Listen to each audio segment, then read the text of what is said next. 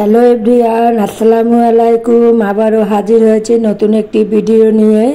আর সেটি হলো কিভাবে মিষ্টি দই বানাবো।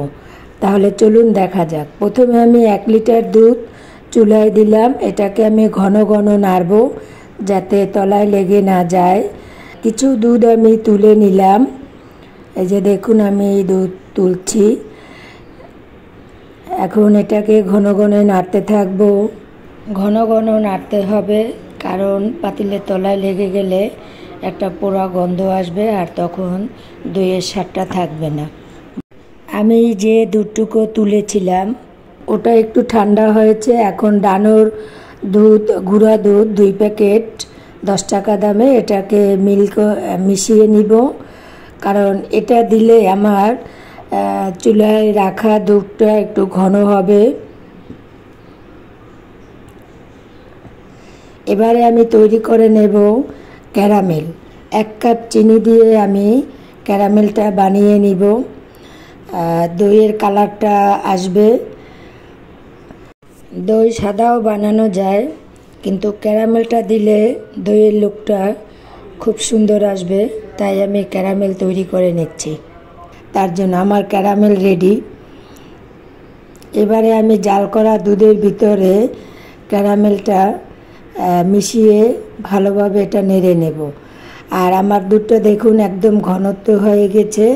অন্য একটা বাটিতে আমি 1 কাপ দই বীজ, এটাকে স্ট্রেনার দিয়ে ভালো করে মিশিয়ে নিলাম।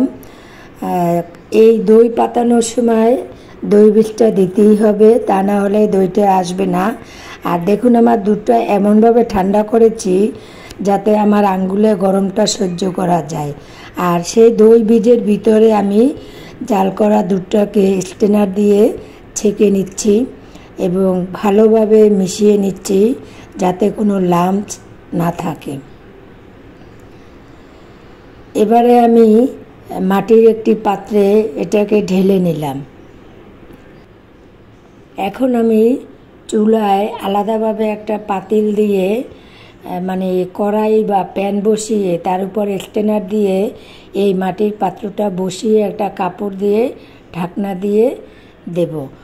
বন্ধুরা, আমার ভিডিওটি যদি ভালো লাগে তাহলে অবশ্যই লাইক দিবেন, কমেন্ট করবেন এবং অন্যকে দেখার সুযোগ করে দিবেন।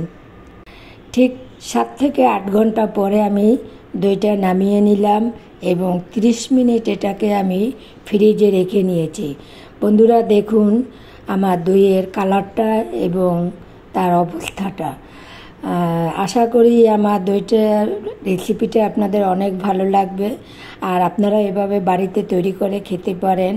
মাশাআল্লাহ, দোকানের দইয়ের চেয়েও অনেক ভালো হয়েছে এবং দেখতে লুকটাও সুন্দর আর খেতেও মজা হয়েছে। তাহলে আপনারা ভিডিওটি দেখতে থাকুন।